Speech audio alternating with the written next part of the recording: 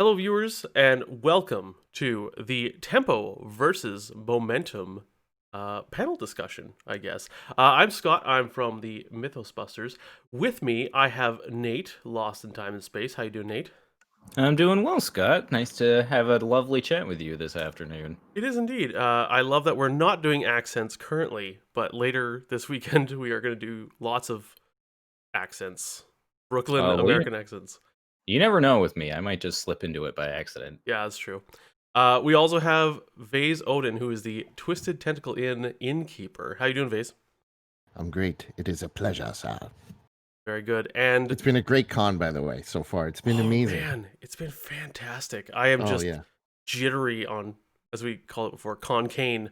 Concane. Yeah, just vibrating. And lastly but not least, making this show a truly international show, we have Matastrophic from Hello, everyone. Scotland.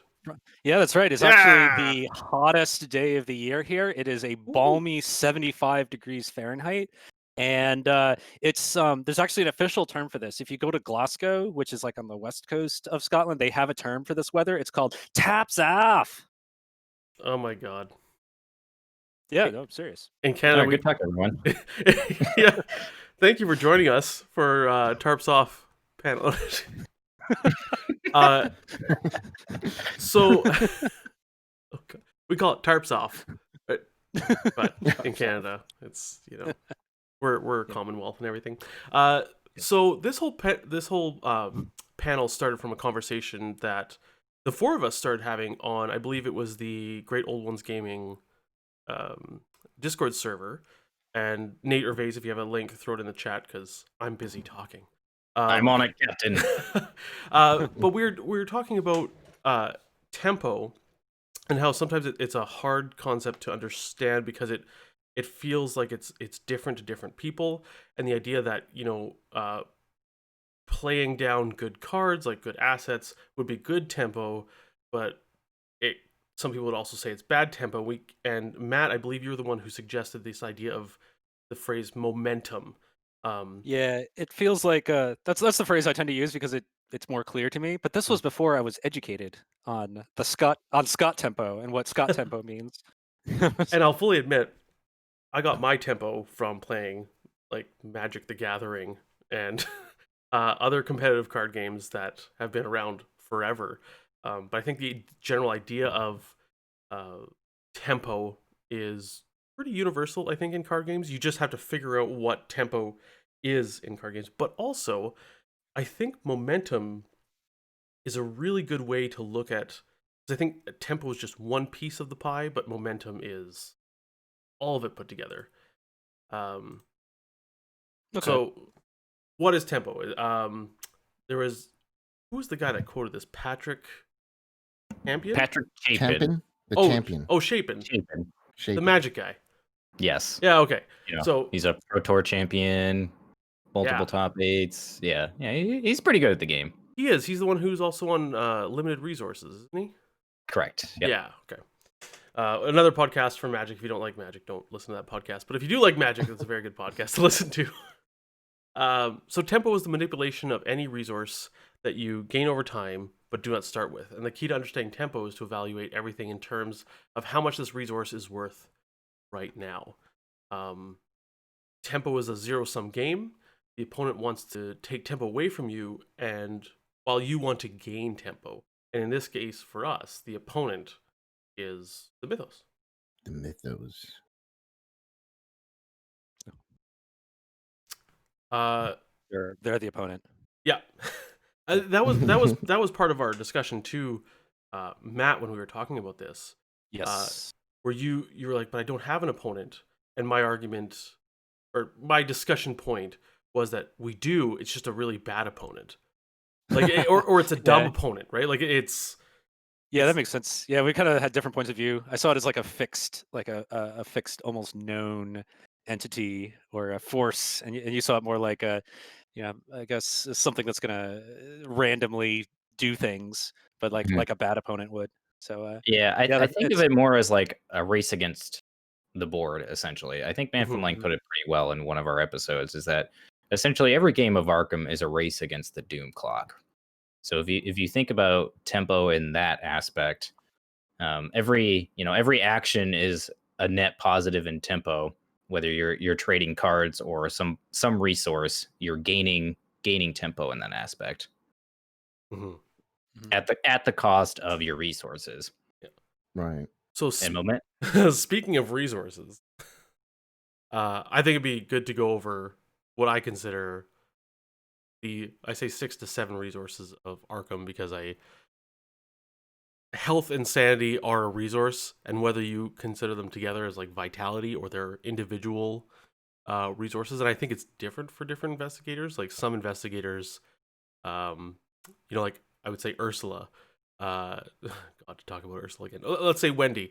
Her health and sanity, like, it's just 7 and 7, and she doesn't really spend one or the other.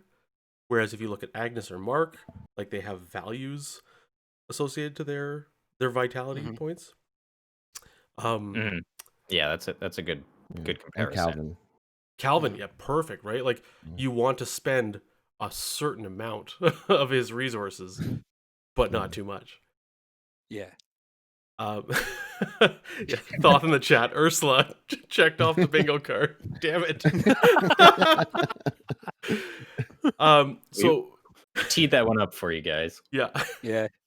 that one came completely naturally. I was just trying to think of what's an investigator with just 7/7 in health and sanity. Yeah. So yeah, when we talk about resources, like, we're not just talking about literally the resource, like the money resources, cards, action, Doom. You like, I mean, investigators can play with Doom, and you can spend Doom for certain things and then try to take it back. Like David Renfield, like, you pump him up and then you try and kill him off. Experience points, kind of. I'd also argue on the point of Doom too, like, looking at it as a resource, you only have so much Doom that you can work with. Yes. Yeah. But at the same time, I think Doom, it doesn't really do anything against you until you hit that threshold where it'll advance the agenda. So if you're playing around with it and your Doom threshold is 12 and you're adding Doom, with Blood Pact, Great Card, and Renfield and things like that, then you can add 10 Doom to it. It's not really going to do anything. So you can really play around with that and use it to your advantage as a resource.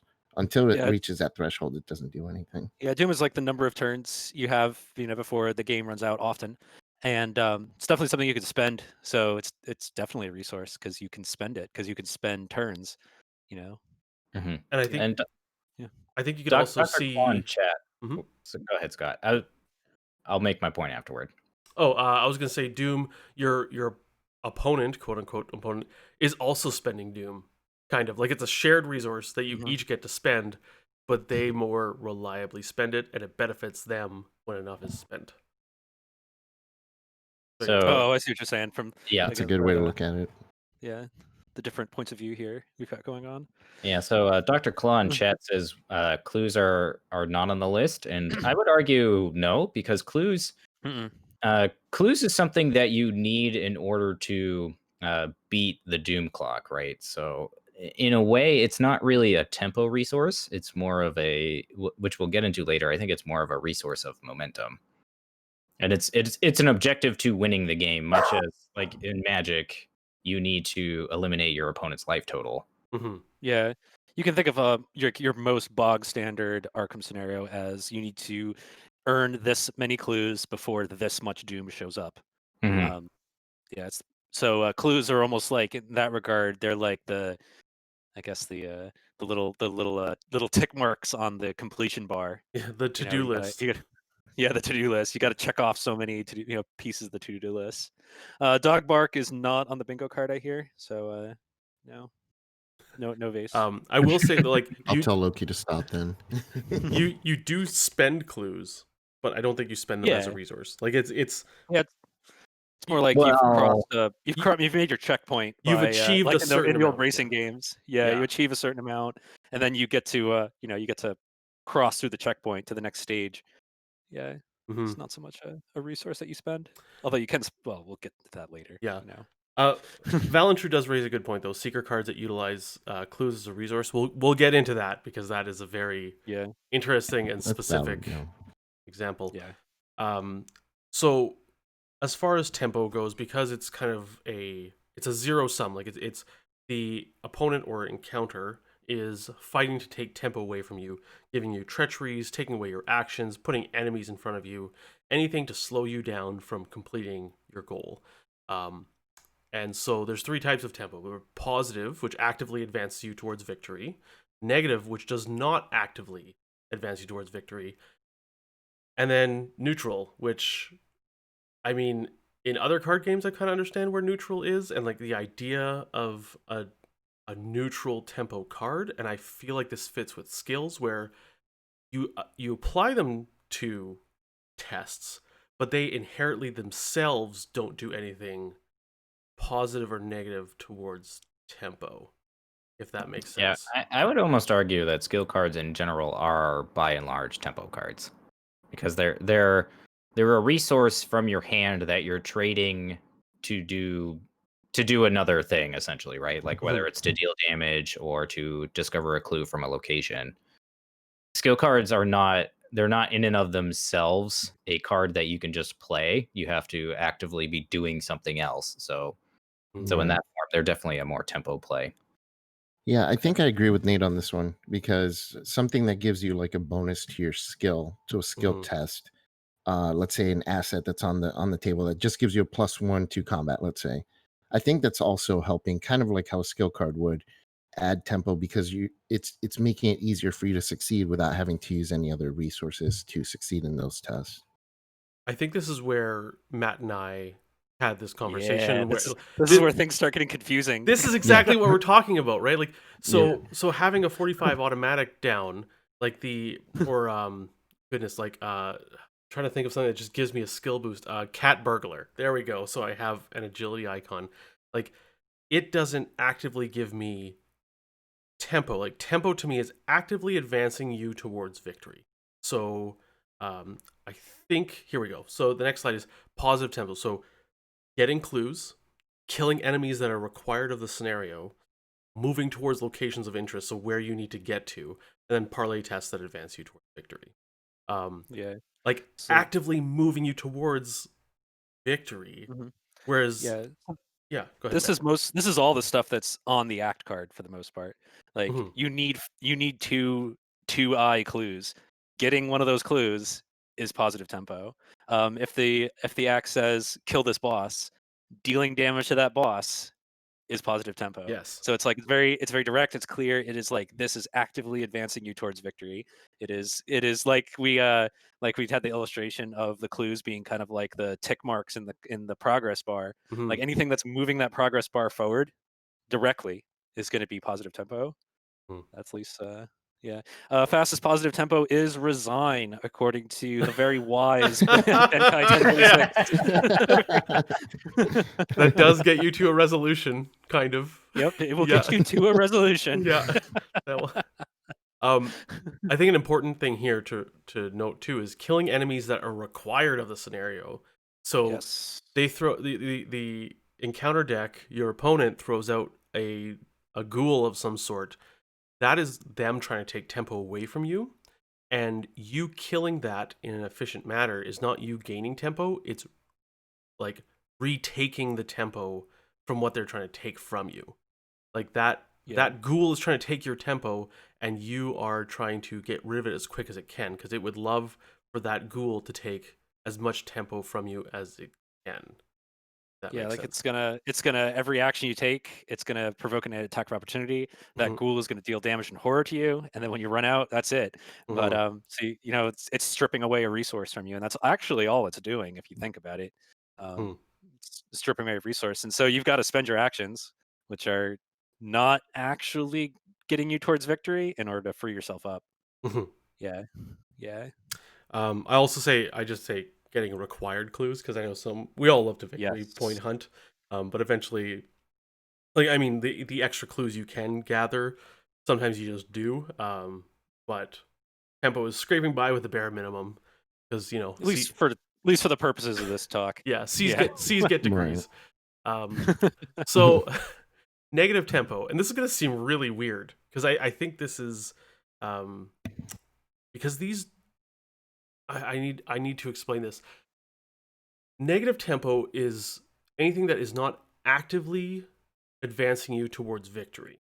So playing down an asset, right? So you play down a fingerprint kit, and that's a really good example because that is great momentum. It's going to get you better tempo in the future. You're investing your tempo to play it down.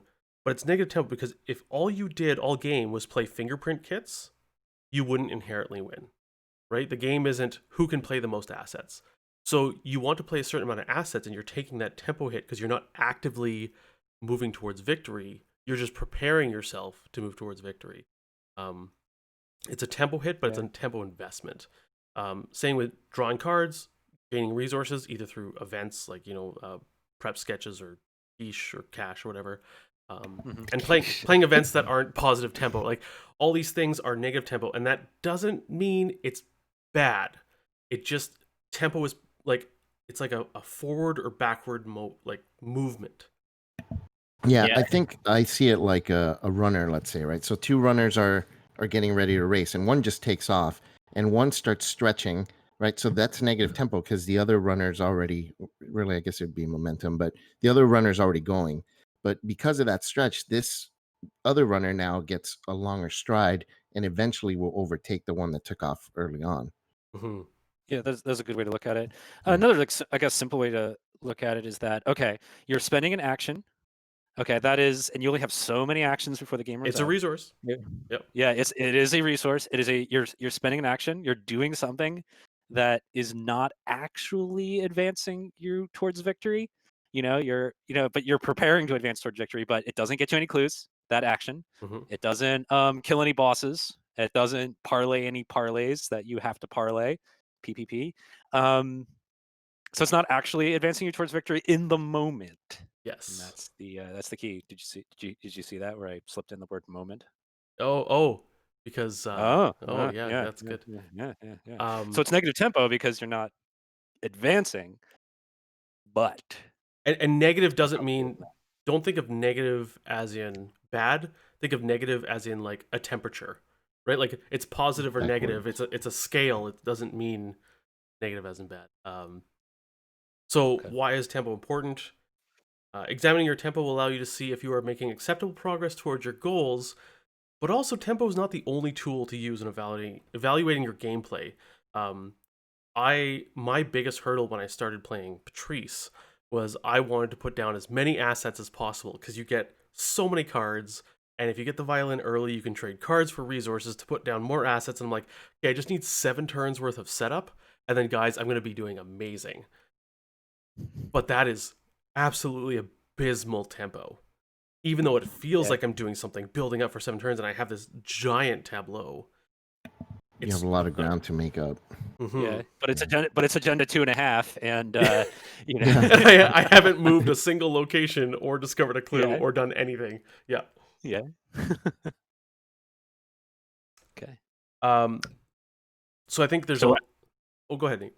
I was just going to say, kind of in that same regard too, like essentially like momentum is the trading of tempo for more tempo further on. Yes. Right? Like in the example of fingerprint kit, you're playing fingerprint kit in essence to save yourself an additional action later on. Yeah.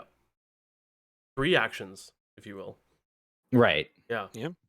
Mm-hmm. So I think there's a lot of evaluative tools that you can use when looking at your own turns.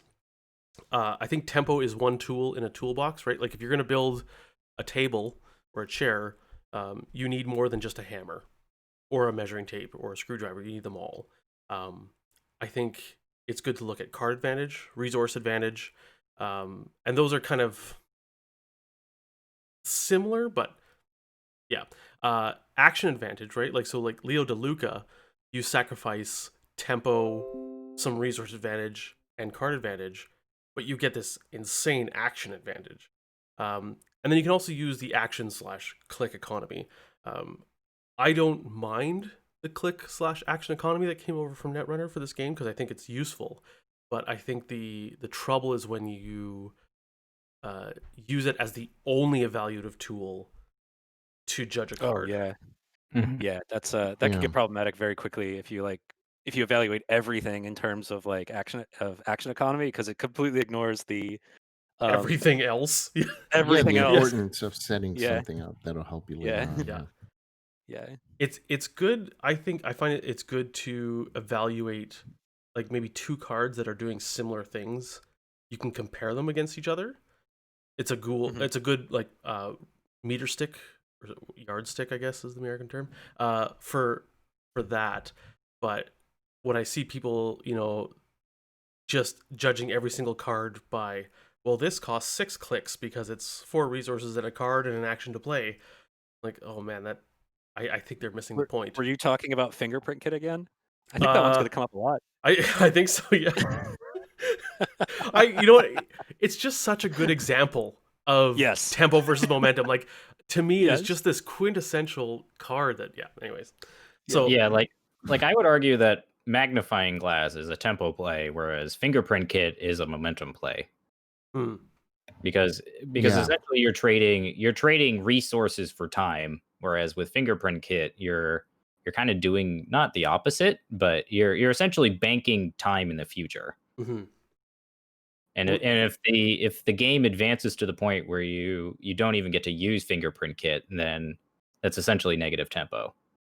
yeah, Well, yeah. Yeah. and that's the thing, right? Spend Like, the resources and you don't get anything out of it. Yeah, that's yeah, bad.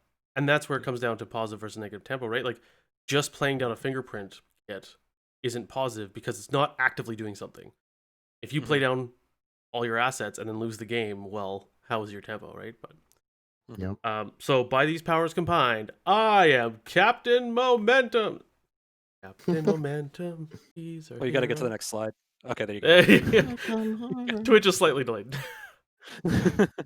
So Matt, you came up with this term, or at least from our conversation, you picked this term to describe like the combination of all these things you do, and I think Mhm. you're bang on. Like this is a term we can use that is a little bit more accurate compared to tempo for that general Yeah. feeling that most card gamers get, right? Like I know that Fingerprint Kit is a good card. Like it's I'm investing something in it, but it's going to pay off dividends. But I don't know how to articulate it perfectly well, and I think momentum is that. Yeah. Yeah, basically, when I was starting to do videos myself, when I was trying to something I very much do in my videos is I try to explain how I'm feeling at the time, how I'm evaluating the board state, like the situation that I'm finding myself in, and so I use the term momentum to kind of describe the state of the game, and the short way to look at it is like, at least in the moment when describing momentum, I look at how am I doing? Am I beating up the Mythos? Is it not stopping me at all? Or am I out of resources, no hand with 3 bad guys on me? Yeah. So in the moment, it's like in the first case, it's like, okay, I have no bad guys. I'm taking move actions, I'm getting clues, I'm accumulating my tempo. I'm getting my tempo. It's moving along. Versus I'm stuck and I have to take 2 or 3 evades just to get anywhere. That's bad momentum versus good momentum. And Nate, Yeah. this here is a perfect example of what you said, where, God, I'm gonna say Fingerprint Kit like 1,000 times this panel, but Yes. tempo becomes a resource that you can spend or invest in something to reap rewards or dividends later in the game. Right. And momentum is only as good as the time you have to spend on it, right? Mm-hmm. So like in the previous example with fingerprint kit and magnifying glass, magnifying glass gives you an immediate benefit, whereas fingerprint kit you continuously have to spend more actions to use it, right? Like you have to investigate and spend a charge on it. Mm-hmm. So essentially with fingerprint kit, you're trading 4 actions for hopefully 6 clues. Whereas with mag glass, you're just trading your resources for hopefully more time because you're getting a boost to your investigate skills, Mm-hmm. which means that you're likely to pass more tests. Which would give you Which would push your tempo. momentum. Yeah, momentum and tempo, Yeah. right? Like Yeah. you get more clues. That is good tempo, also good momentum. Yeah. And it's also, I think, important to note that putting a fingerprint kit down in play is potential momentum. And I'm glad you put that in the slide, the word potential, because if you do fail, 2 of those 3 tests, and that has definitely happened recently to me, then you literally still have negative tempo at that point. So it's an investment into potential momentum, but it doesn't always pay off. Mm-hmm. Thoth just pointed out in the chat, and I think I need to point this out too. There is, and I'm sorry guys, I'm going to talk about Magic for 20 seconds. There's a It's okay. classic Magic article called "Who's the Beatdown" by Mike Flores, and he basically talks about it's a general assessment. Are you ahead or behind? And knowing how to assess that is crucial to managing your whole game state. And so Yeah. it's applicable outside of Magic, I promise. It's just a general, like, it's a philosophy on how to view a game from a resource, tempo, momentum, whatever perspective, and figure out, am I ahead or behind? And how can I get ahead or further Yeah. ahead? It sounds a whole lot like my description of having like good momentum versus Yeah, awful momentum. it Yeah, truly because is.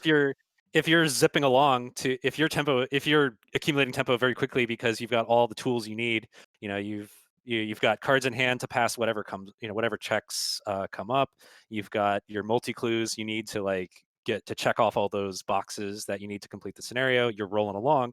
Hey, you might want to start spending things like your unexpected courages on investigate tests just to like zip to the finish Yeah. faster.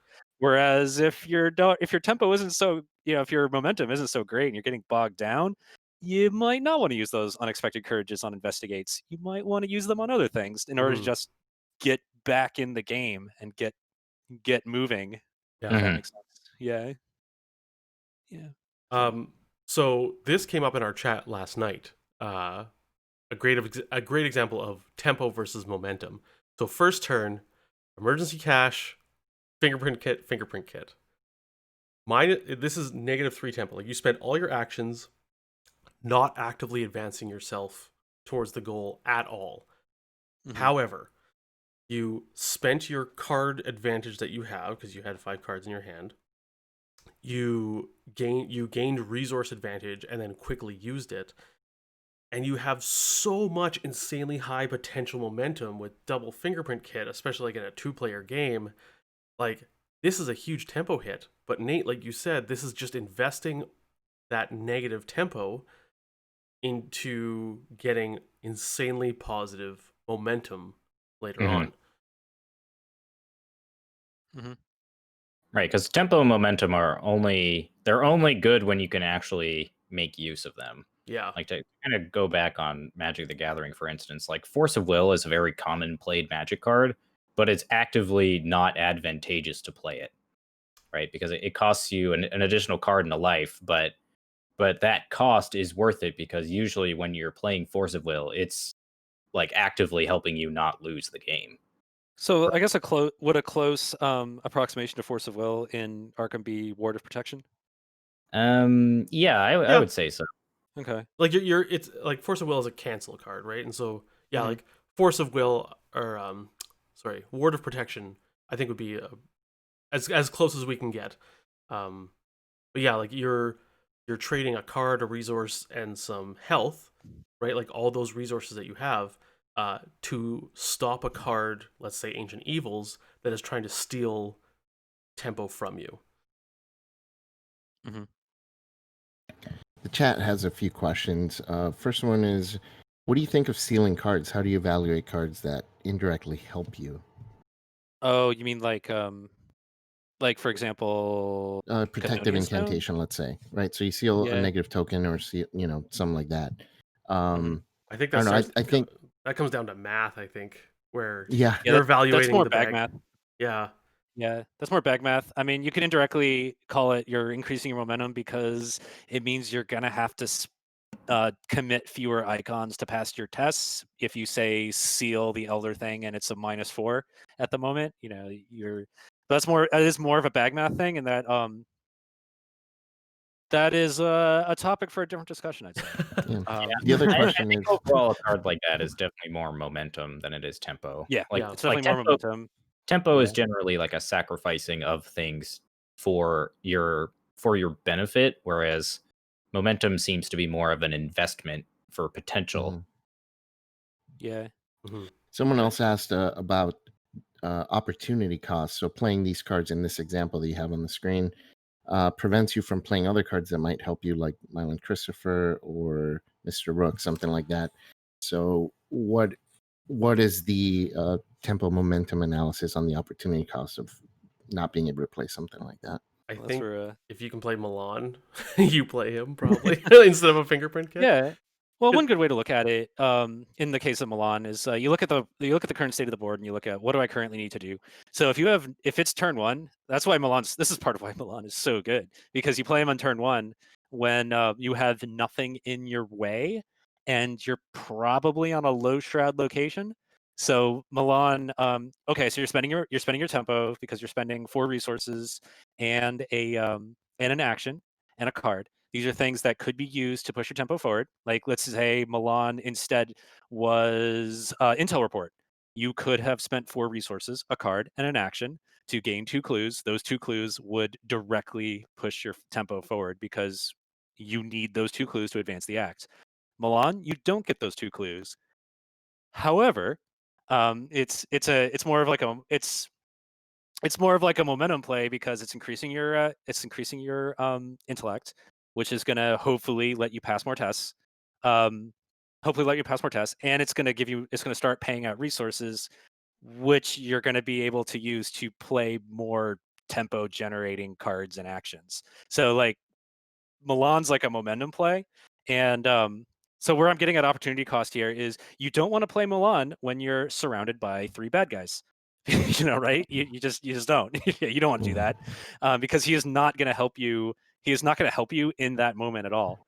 But on the first turn of the game, there are no bad guys. There are no roadblocks. So like that's like the perfect time to play Milan because that he's playing Milan is not how to describe it.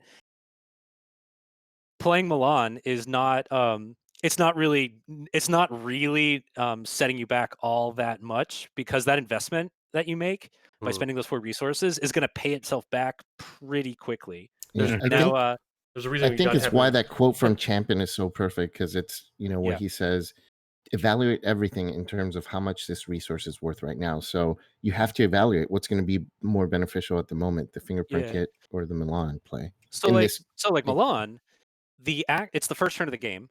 The action is not that important right now, unless you're on this mythical scenario that has a 2 doom clock. That action is not that important. The resources could be important depending on what else is in your hand, but considering there aren't any important treacheries or bad guys to deal with on the first turn, like it's not that important. The card, you've got 5 of them in hand. You're going to get another one at the end of the turn, so it's not that important. So like by the Chapin scale or whatever we want to call it, like the cost of playing Milan in cards, resources, and actions, not that high. Now, if it were like 1 turn till the game ends, Yeah. then it would be really high. Like, no, don't do that. You've got to spend those resources, actions, and that card towards ending the game because you need the tempo to finish the game. So that's kind of I hope that tells you a bit about opportunity cost. It's about like comparing the present value of investments, given your internal rate of return on the resource expenditure. So where do you guys think victory points lie in all of that? I would argue that victory points are more of a momentum thing. Yeah. Because the more victory points you have, like accumulating victory points is something that you have to invest time into doing, and may or may not be specific to what the scenario is. Yeah, if you think of victory points within the context of one game of Arkham, victory points are like you're just moving your goalpost, like you're moving the touchdown zone, back and back, right? So like assuming you have to spend extra effort to get victory points over the C's get degrees, you're moving that touchdown zone back, so you're giving yourself more work to do. But if you look at your game of Arkham as the whole campaign, it's like totally a momentum play because you're sacrificing. You're kind of like, oh gosh, this is where things get really hard because it's like Sacrificing your it's tempo beyond here. a single game. Yeah. Yeah, it's like you're giving yourself more to do now to give us. Oh, here we go.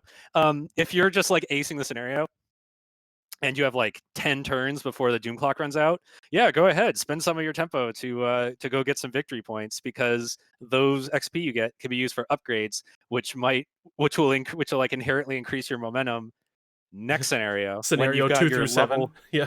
2 Or through 2 7. or Yeah, 2 when through you've 8. got your level 1, when you've got, say, your level 1 magnifying glass or your level 2 deduction. Oh god damn it, I'm using seeker cards. I know.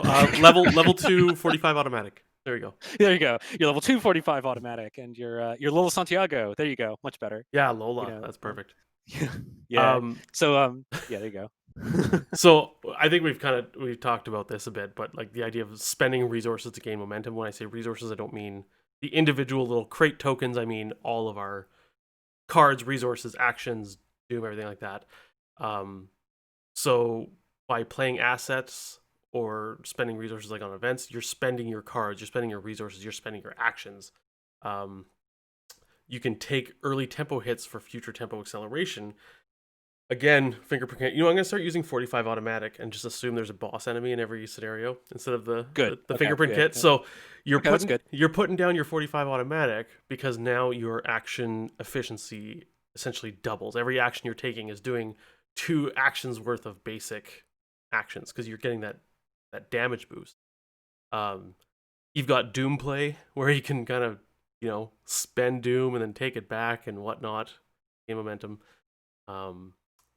And then Vase, you brought up a perfect quote because I think I brought this up on the Mythos Busters episode where we talked about tempo, and I made the joke of like, don't think of it as attacks of opportunity; it's attacks of opportunity, right? Like you can spend your vitality points in order to gain tempo or gain momentum. Like that is something you can spend, and whether you win at full vitality or you're 1 away from death, you've won if you win, right? Like it isn't a problem until it is. But you made this perfect quote that the Mythos has conditioned you into thinking that losing health and sanity is a loss of momentum, but it's not. It tricks you. It tries to trick you into using card advantage, into using your resources to prevent damage or horror when at times it's not necessarily something that you really need to do, because if your sanity is 9 and you're going to lose 2 sanity from an encounter card, you can usually tank that hit and not worry about committing cards to it or spending resources to it. So it's kind of tricking you into using your resources in order to prevent it, and it's not really affecting your tempo at all. Yeah. So I have a bunch of examples. I'm excited about some of these. I'll apologize. Right. Fingerprint kit is in there. I apologize, but we can probably just I'm just going to skip that slide completely because we have talked that card to death. Yeah. What card? it's this God, is Seeker yellow? Is that the, or is it Rogue? It's a Jenny card. That's it. It's a Jenny card. Oh, a Jenny card. Yeah. I think it's her signature or something. Yeah. So here's the Guardian version of Fingerprint Kit.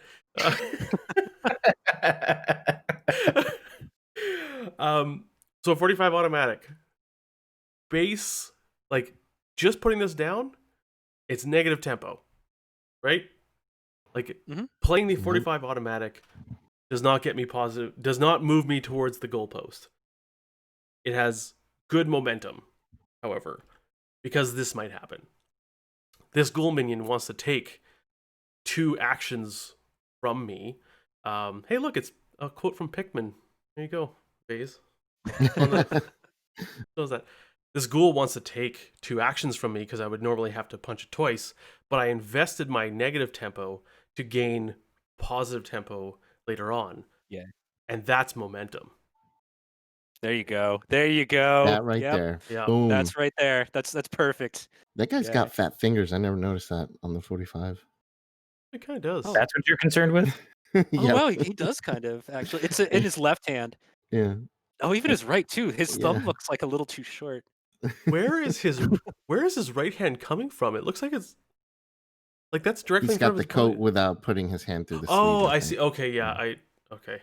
That was weird. Okay. Anyways. I'm sorry. All I see is a fingerprint gun. I don't know. It's another Jenny card. I'm gonna shoot the shit out of this location. Hopefully clues pop out. Yeah. So Yeah, like I would say like a big difference between tempo and momentum is that tempo is usually a sacrifice, where it's a sacrifice of your time and resources, or it's a sacrifice of your resources to gain time, whereas momentum is a sacrifice of your resources to do the opposite, if that makes sense. Or it's a sacrifice of your time to gain additional resources. Wow, I'm totally mixing myself up here. Yeah, it's increasing your ability to gain tempo, and deal with whatever the Mythos throws at you. Yeah. Fingerprint gun, new swag. Pew pew, clues. That's the smart guns where you have to like put your thumb on the gun in order to use it. Yeah. Oh, that's what it is. It's Roland's signature gun. It's Roland and Joe and Yeah. and Tony's. It's their signature guns. They're the fingerprint guns because the rules say that you literally cannot fire, Tony's gun unless you're Tony. What have we done? Fingerprints gun. Oh my god. So Preposterous Sketches, a card that I love. I think this is a fantastic card. But some people disagree, but whatever. Haters gonna hate. Negative tempo, like 100%, because drawing cards does not move me towards victory, right? Like cards enable me to move towards victory, but drawing cards themselves is not moving me towards victory.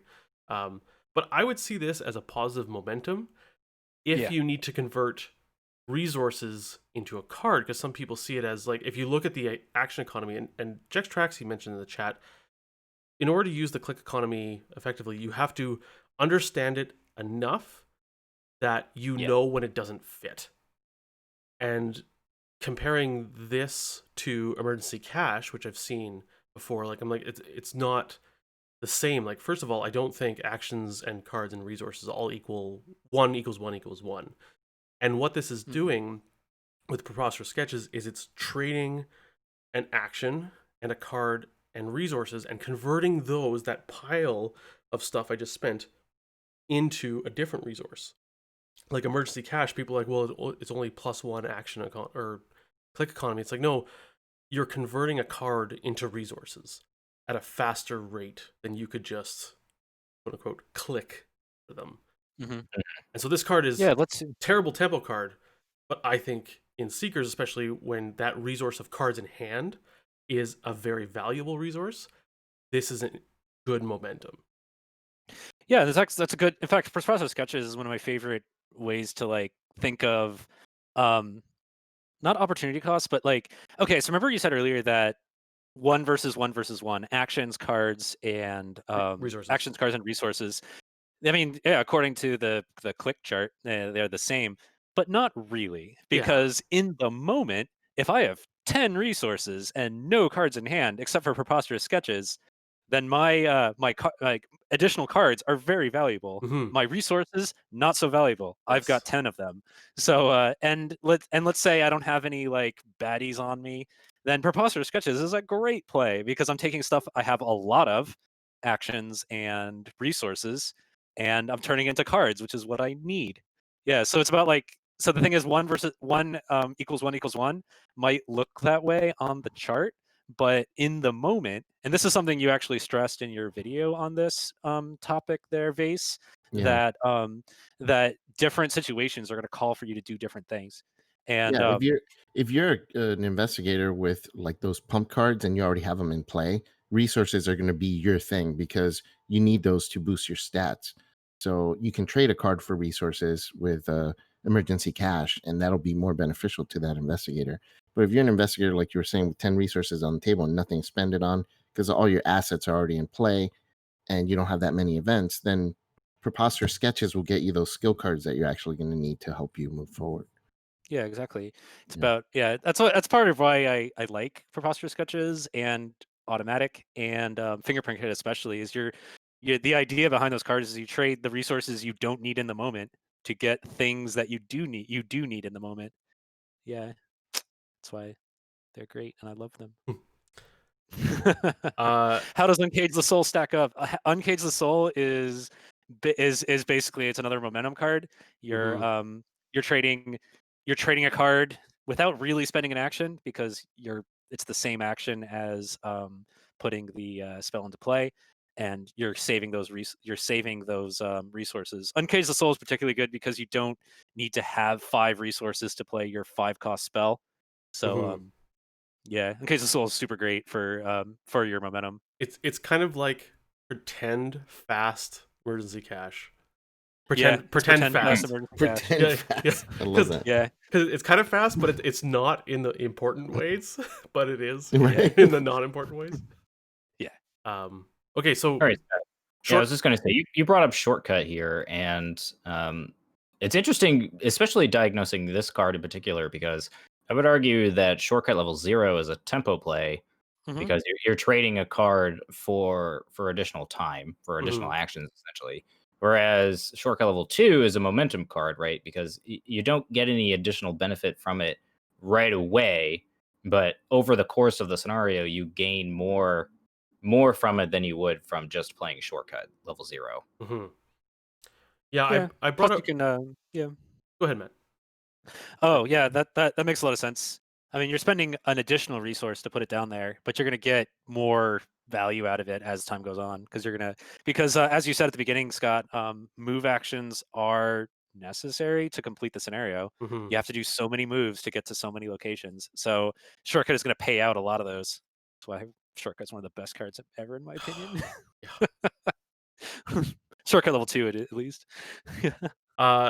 So let's talk about skill cards, and I chose a neutral one, not a seeker one. There you go, chat. You're welcome. You chose perception. Yeah, perception. So to me, guts is like, it is not tempo positive or negative, because alone it does nothing. It all depends on what you're using it for. Like, are you using it on your sixth sense to get a victory point from this location with 1 clue on it, but you actually don't need that clue? Then maybe it's probably tempo negative. But if you're using it on a willpower treachery that's going to steal turns from you, that's tempo positive if it succeeds. But it also, if you succeed, it gets you 1 card, which is card advantage, which is momentum. So I brought up 2 examples here, and Matt, you brought up Frozen in Fear last night when we were chatting. Yeah, because this is okay, so this is a good way to look at momentum here. Okay, so let's say you're rolling along and a Frozen in Fear pops up. Oh man, that sucks.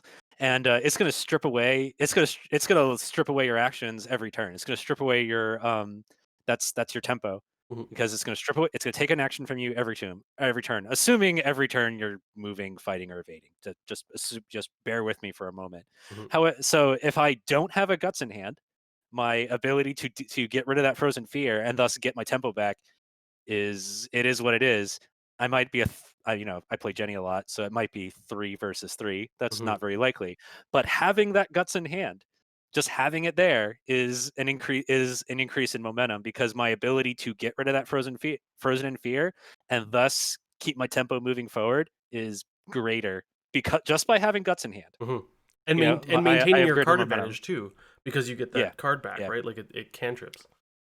Yeah, because you get the card back. So that's a good way to look at. That's another way to look at momentum in the moment, where it's like having guts is more momentum than not having guts, because it affects your ability to deal with the mythos and deal with the things that are going to strip your that are going to strip your tempo away.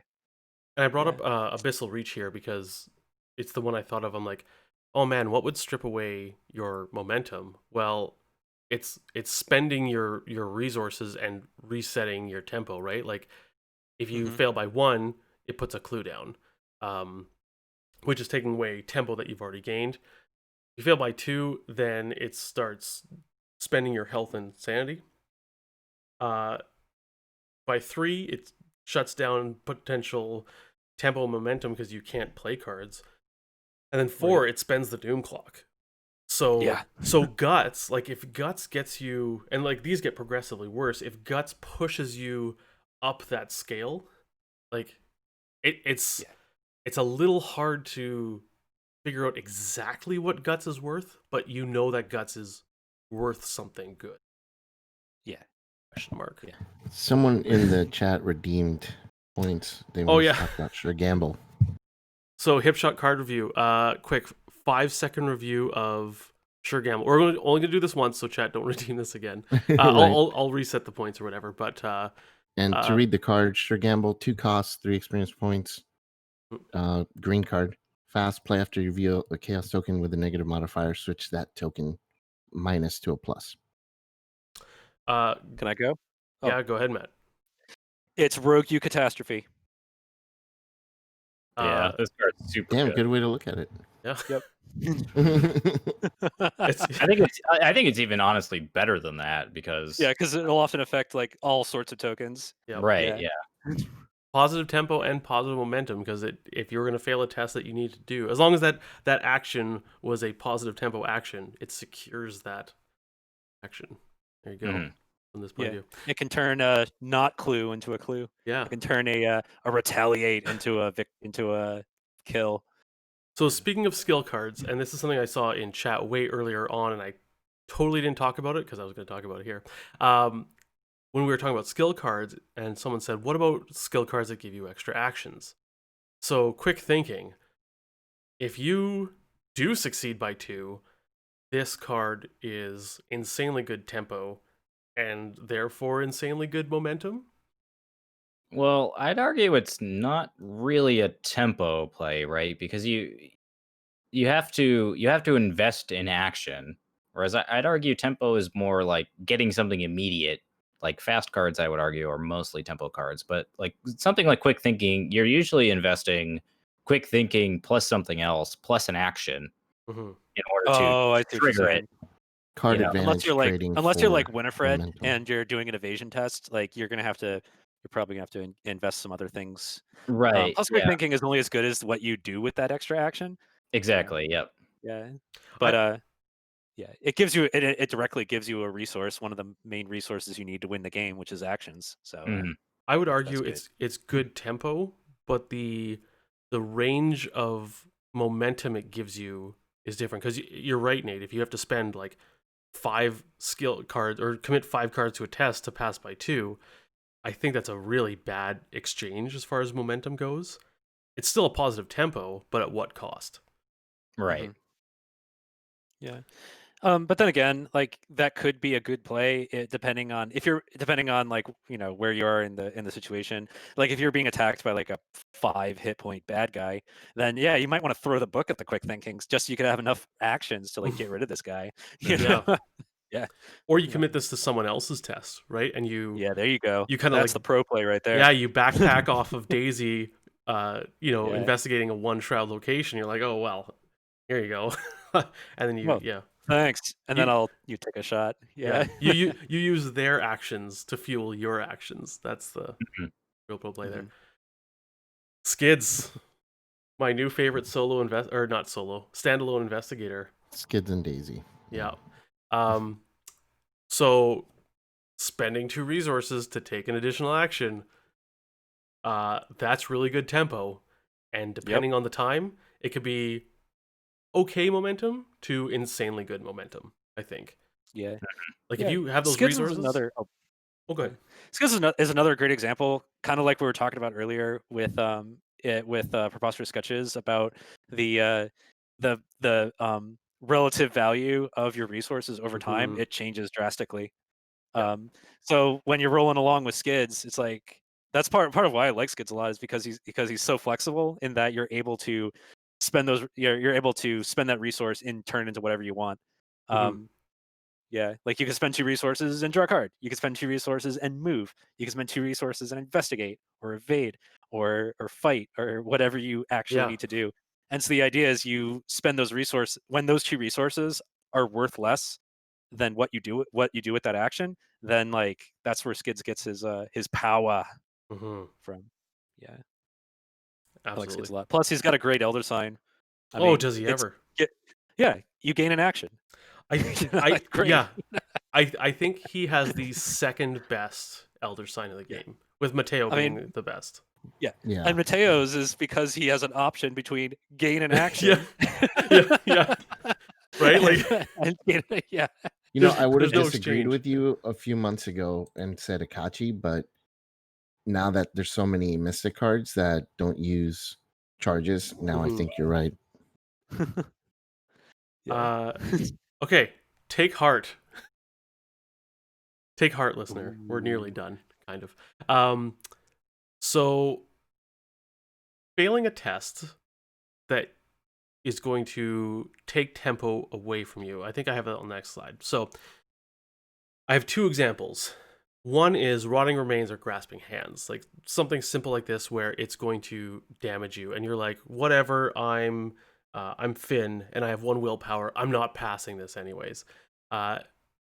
You are willing to, on those tests, essentially spend your health or your sanity, and not commit like anything else, and not try to pass, to try and gain momentum by getting 2 cards and 2 resources during the Mythos phase, right? Like basically during your opponent's turn, you are trying to gain momentum, and in order to gain that momentum, you're spending your health and sanity, which you can do, as opposed to ephemeral exhibits, where if you're, God, who has 2 intellect and can take heart, Yorick? Yep. You're Yorick. Yeah. Okay. And ephemeral exhibits come up, and you're like, oh boy, and I'm playing on expert or something, and you commit take heart, but how much is take heart worth? Like, yeah, if you can't pass ephemeral exhibits, it sucks. You might as well get something for it with take heart. But I think the tempo swing here is terrible. So I think that's 2 ways to evaluate take heart as far as momentum and tempo. Is one, you're spending for something that's not actively going to stop you, whereas ephemeral exhibits will literally actively stop you from taking your turn. Yes. Oh man, it's been forever since I've seen ephemeral exhibits. I You know. could lose your whole turn. You can. Holy crap. I know. That's happened to me. That's happened to me. Whoa. It's brutal. many times. Wow. It's a brutal card. Speaking of Ward of Protection and its value, right? Like that. Right. That is something you cancel for your buddy across the table who has 2 intellect. Yeah. I'm skipping past Fingerprint Kit because we talked about it to Because we death. talked about it so much. And fingerprint gun. Yeah, it's gonna be a dual class card, right? Seeker Rogue is Fingerprint Gun. Yeah. You can gain clues, but you can also literally shoot clues at enemies. Spend a clue. Well, speaking of shooting clues at enemies, Yeah. we've got our clue ammo right here. So quick study, I think quick study is really interesting because I think depending on the investigator and depending on the test and depending on the situation of the game, this can be a pretty good card or it can be a pretty terrible card, because you are actively giving up tempo that you've gained through getting clues by successfully moving yourself towards victory, to you're sacrificing that to pass a different test. Now it may be you have a deduction and it's picking up 2 clues and you're spending this 1 to then boost yourself, and now you're going to grab 2. But I think it's a very interesting card to look at because you're essentially spending clues, which someone mentioned earlier on that we don't really spend them, but in this case we do. Yeah. I would argue that quick study is like the epitome of a tempo card in Arkham. Mm-hmm. Because like you said, you're trading clues to potentially pass more tests, and depending on how your deck is built or what investigator you're playing, Roland. Yeah. Yeah, there we go. I went to the next slide. Yeah. Well, yeah. Roland's a special case for quick study, I'd Right? say. Yeah. But in a general case, carry on, Nate. But like, yeah. So for instance, like say you have extra clues at the end of a scenario, and you need to beat an enemy, and those clues aren't really worth anything at that point, right? You're spending that resource to hopefully get something, to get something out of it, whether it's passing an attack or some other test, maybe like a will test or something like that. You know, where those clues aren't useful to you in the moment. And I think that's the biggest thing versus tempo versus momentum, is that tempo is dealing with the right here, right now, and momentum is more of a setting up to do better in the future. Yeah. And this combination of cards too, like you're spending a clue to put it down, but you're gonna get it back probably. Like I assume that you're probably gonna use this to defeat a enemy that has 2 health left. You're shooting it with Roland's 38, and you're essentially giving up the tempo of Roland's ability because you're using it. You're dropping a clue and you're gonna grab it back up for a +6 in combat, because you get +3 from the gun, you get +3 from quick study. Now you're fighting at a 10, which is an insane value even on something like expert. But yeah, that's the spending of tempo to gain tempo back. So it's tempo kind of neutral, but it's also tempo positive because you're killing a bad guy, or momentum. Like it's Yeah. Now we're starting to get into the soup because game's complicated. Yeah. Imagine that every case is not clear cut. Yeah. Games. I really like this comment in chat about rogues, where they spend actions to get resources to get actions to spend resources. Yeah. But here's the thing: if you're spending actions now when your actions don't mean that much, you get those resources. So it's like you're banking. That's what momentum's all about. You're banking that momentum so that way you could then spend those resources when it really matters, when it's go time. In order to push your tempo forward. So it's like, oh, I don't need my actions right now. I'll spend them. I'll build up a bit. Oh, and then when it's go time, it's like, now I'll spend my resources and I'll explode because it's go time, and now this is my opportunity to really push my tempo forward. Yep. And Skids is kind of the king of that. Kinda. And there's also that rogue card that does something similar, where you'll use actions on it and then you'll get them back later. What some kind of watch? Oh yeah, Oh, I know what you're clicks. talking about. Yeah, Going it with the clicks. has a clicks. Borrowed Borrowed time, yes. Borrowed time, yep. Yeah. So it is a rogue It has the thing for picture sure. of a pocket watch, but it's not the gold pocket watch. That's So So Yeah. I put Cherished Keepsake Leather Coat up here because I believe that they are negative tempo, right? Like playing them down does absolutely nothing for you towards advancing your goals. However, they basically give you additional resources to spend in your vitality points, because you now have maybe you can take two attacks of opportunity in the future, so you get some momentum there. Yes. Or you can take a rotting remains to the face. Yeah. And not commit cards, not lose card advantage. Exactly. Delve. Remains to the face. So talking about victory points as far as it being a resource, delve too deep.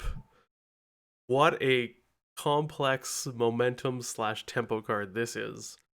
Because oh my God, you are spending a Yeah. card, you are spending a resource, you are spending an action to negatively affect, to give your opponent an extra turn against you, essentially. Yeah. To put a bad card in front of you, which you don't know what it is. And if it's a really bad one, it could screw you over. But it has the victory point, which if you're playing this in the first scenario, is that huge tempo and momentum hit worth the momentum advantage you're going to get from that one victory point for 7 more scenarios? Yeah. But I mean, if you're about to, if it's only if you're only like one action away from winning the game, then it's like it's another case of you take something that means very little, resource, card, action. Mm-hmm. You're gonna soak something that may mean a lot, but probably not. An encounter card that may not matter to you. So it's like it's that relative value of your different resources. If you're on 7 health and 7 sanity, and you draw a rotting remains off the delve 2 feet, congratulations, you've totally aced. You totally aced it. Yeah. Because you're trading something that doesn't mean anything. Yeah. That card, that resource, that action, those sanity points for something that is going to mean something. That victory point, which is going to give you momentum in the next game. Yeah. Ever Vigilant is so one of my favorite cards for powerhouse of a card. Yeah. Right? Yeah. It is negative tempo. but the momentum swing is absolutely astronomical. It's mind blowing. Like it just you're trading a It- card for 3 resources and 2 actions. Yeah. Essentially. Yeah. It's bonkers. It's an emergency cash and basically ace in the hole, like all in. Yeah, it's just crammed and then into you one. get the 2 icons too on top of that. Oh in yeah, and case then if you you need ever it. don't need the monster momentum swing, it Yeah. can help it can help your tempo by helping you succeed at a investigate test. Yep. Yeah. So it's everything all in one card. I think, Yeah. and I also put next stick to the plan, which if you put your ever vigilant on, guaranteeing you have it turn 1 and you mulligan right, like it just. I mean, that is 7 XP, but again, that XP is a resource, right? And using that Totally worth XP, it. like having ever vigilant on stick to the plan, is huge momentum. You paid XP for it, but worth it. Yes. Also, Yes. stick to the plan is card advantage, right? You essentially have a bigger hand, kind of. Mhm. Yeah. Huge momentum play. That's kind of a good. Yeah, and like every Guardian does it because I don't know. We could spend another hour talking about different classes and whether they tend to be momentum or tempo related classes, but let's not. Everyone does tempo momentum in their own way. They're all special. Yes. Ward of Protection and this variety of tempo negative cards I've put up, especially Ancient Evils. Everyone hates that one. And I generally consider Ancient Evils the value of a turn. And I know that's not perfectly accurate, but it's a close enough approximation. Ward of Protection, you're spending your sanity resource and a resource and a card to possibly gain pretty good tempo, or at least prevent negative tempo, which when tempo is a zero-sum game, you're essentially gaining back tempo. Yes. Yeah, because like preventing a Throws from Fear from stealing your tempo, preventing an Ancient Evils from stealing your tempo, preventing a locked door from stealing your tempo by preventing you from investigating. Yeah, that's like it's very much a tempo card. Preventing a Crypt Chill from taking your fingerprint gun. Yeah. Fingerprint gun. All right, only a couple more to go. Got Mad Glasses here. Tempo pretty neutral, I think, only because it doesn't take up an action, and I think tempo is generally actions, like you're moving towards, you're gaining clues, fighting stuff, whatever, because it's fast. But just a general uptick in momentum, like you're probably gonna just pass more tests while investigating. Right. Yeah. Right. And more importantly, it doesn't. Other than the resources to play it, like the card and the actual literal resource, it doesn't cost you tempo. Yeah, exactly. Yeah. So because it's fast. Right. Yeah. We talked about spending health and sanity as a resource. Agnes and Forbidden Knowledge from the core set. Who remembers this awesome combo? Oh yeah. You're spending her sanity to gain a resource and do damage, possibly to a whippoorwill. So, just damn those whippoorwills. Yeah. Or rats. Yeah. Along the same line, Mark Harrigan, and all the ways he can take damage and use damage for positive momentum and tempo and card draw and just, oh my god, Mark, what a sexual Tyrannosaurus Rex or whatever, as Sean likes to say. Jesse Ventura. Dr. Milan Christopher. We talked about him. Yes, we did. He is a momentum card. He is a huge momentum card. Yes. Even after Taboo, I still think he's pretty good. I mean, he's not as good as he was pre-Taboo, because pre-Taboo was like bonkers good. Yeah, because you got all those resources back, and you had all the momentum. Yeah. You basically solved the resource question. Yeah. Of, you took by getting him in play. You took the 6 to 7 resources of Arkham and turned it to the 5 to 6 resources, because you don't need resources anymore. Yeah, because you got Milan Christopher. Yeah. And then you have this combo, which is just pretty good momentum. I don't Yeah. know. Well, and then Rex right there, he's the tempo. He's like kind Oh of, yeah. I wouldn't say the tempo investigator, but his ability is a very clear example of a tempo ability. Hmm. You need to get clues to Multiplayer, win the yeah. game. You need to get clues to win the game, and but you also need to succeed by 2 to get those clues to win the game. So what do? You spend your resources on higher education Hmm. in order to help you get succeed by 2 to win the game, and then you have Dr. Milan to give you resources and help you succeed by 2, and then you spend those resources in higher education to help you succeed by 2 to get the clues to win the game. But it involves Rex winning the game, and that's why Taboo happened. Yep. As Chad says, yeah, psychopath. All hail the Holy Trinity. There you go. There's Yeah. our Lord and Savior, the taboo list. Yeah, and not only that with Rex, but what's it? The higher education.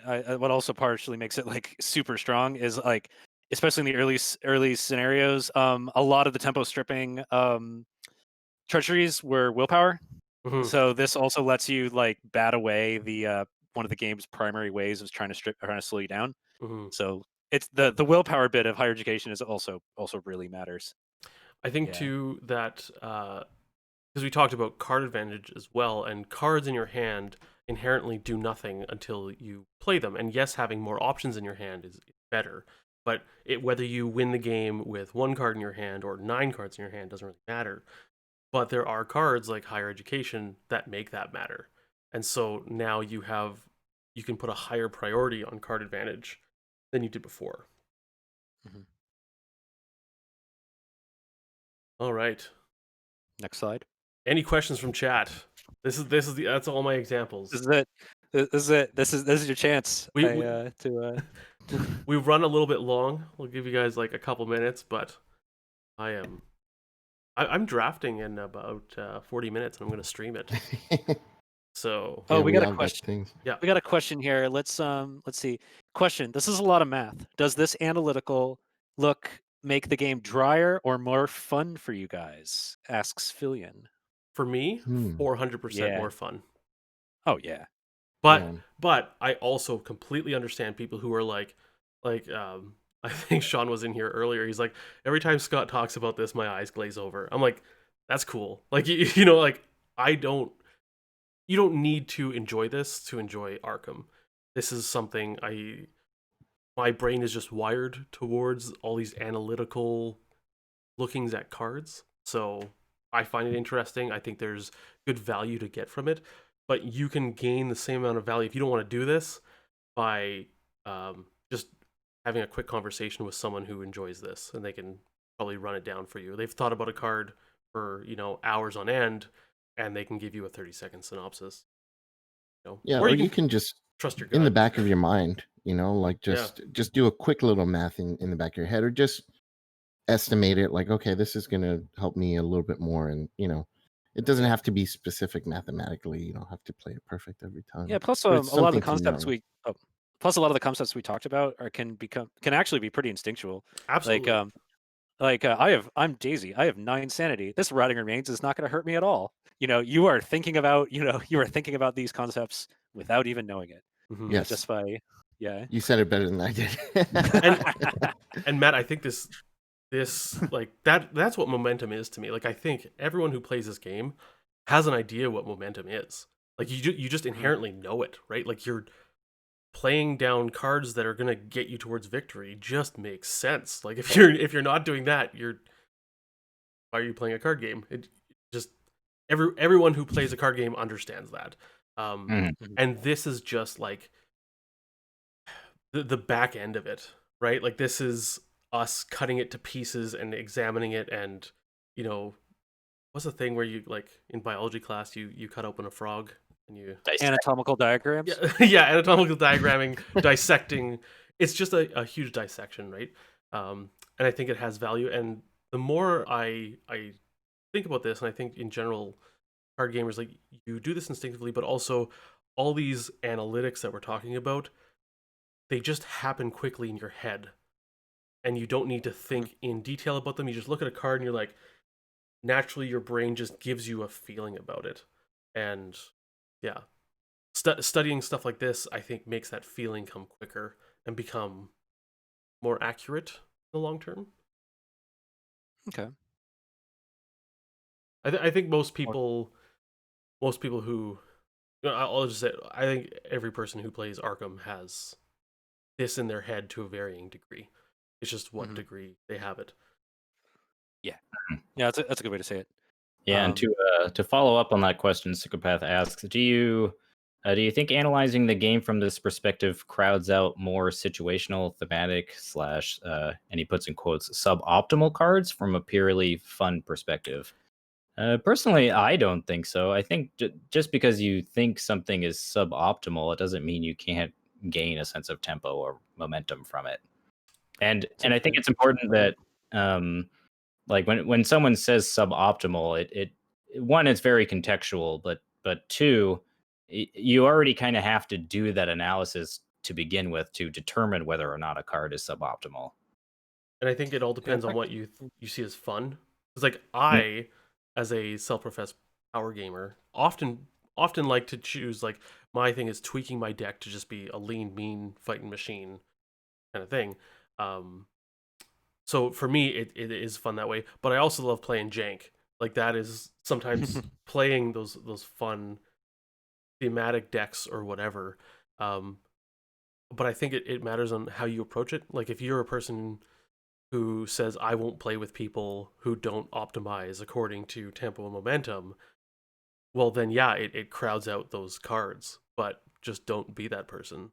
Like, if what you're going for is a fun, thematic, situational experience, then go for it. I don't think this affects that.